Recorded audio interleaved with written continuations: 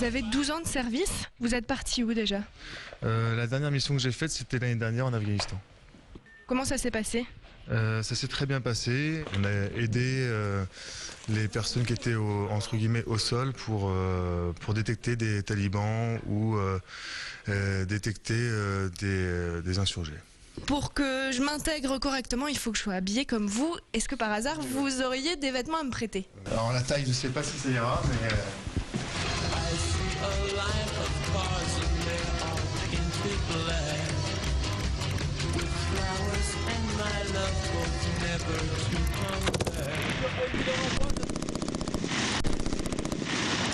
Ça va pas partir en arrière ? Non, ça bouge pas, bah non.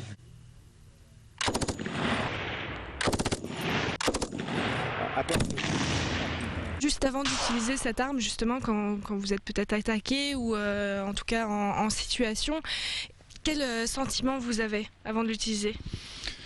Avec l'adrénaline, il n'y a aucun sentiment. On est là pour faire la rupture de contact, pour éviter que nos camarades prennent du plomb, comme on dit. Et c'est instinctif. En fait, ce qu'on fait, c'est du drill, de la répétition, de la répétition, de la répétition, pour justement, au feu, ne pas avoir à se poser de questions et que tout soit des gestuels automatiques et que tout se passe bien. Donc vous me dites en quelque sorte qu'à ce moment-là précis, vous êtes plus vraiment humain, quoi. Ah si, on est complètement humain, c'est juste qu'il y a le taux d'adrénaline qui est là et on répète machinalement tous les gestes qu'on apprend à l'entraînement comme aujourd'hui. Est-ce que vous pouvez nous décrire un peu une mission que vous avez déjà effectuée à l'étranger ?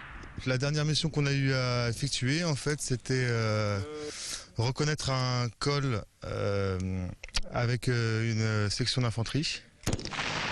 Et se mettre sur les points hauts et après observer un village qui était en contrebas afin de détecter tout mouvement ennemi et d'insurgés.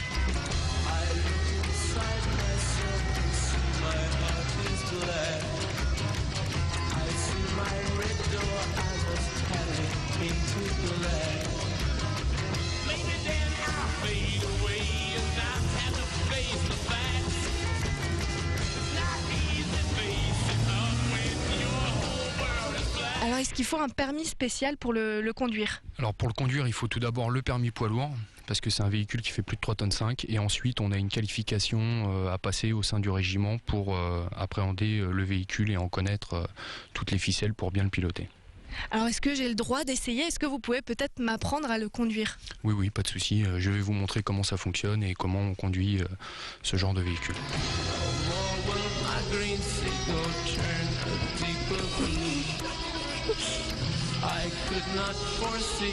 Un petit conseil avant de démarrer ? Y aller doucement avec la pédale de frein, parce qu'ils ont des très très gros freins, étant donné que c'est un véhicule très lourd et ça freine très très bien. D'où le casque. Vous pouvez démarrer le véhicule, c'est-à-dire le bouton d'allumage. Mais vous êtes au courant que j'ai les pieds trop courts là pour... Ah mais il faut avancer le siège alors. Fallait le dire. Stop, vous relâchez. Roulez un petit peu sur la droite. Pour l'instant il n'y a personne. Parce que je ne maîtrise rien là. Non mais si, vous maîtrisez très très bien. Il y a des trous. Non mais c'est pas grave, vous pouvez rouler dans les trous, il n'y a pas de souci, c'est fait pour. Là vous avez une bonne ligne droite, donc vous pouvez accélérer tranquillement. Vous êtes sûr, hein ? Ouais, pas de problème. Ça va pour les plans ? On va faire demi-tour ici.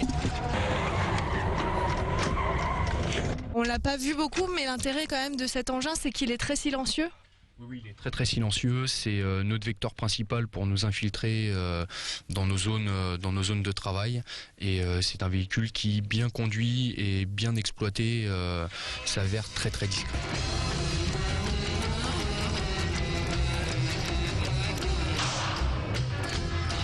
On est où là ?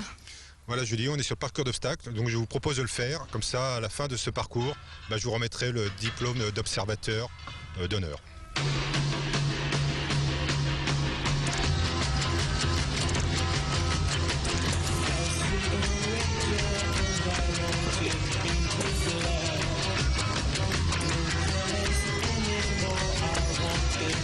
Je vous remettre donc le brevet d'observateur, ce que tous les stagiaires obtiennent à la fin de leur stage de 4 mois.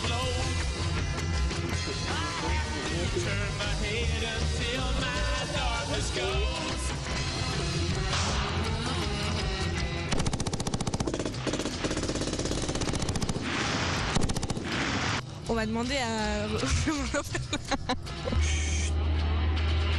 Le 2e régiment de hussards et le régiment de véhicules blindés légers adaptés à la recherche sur le terrain. Donc voici l'engin.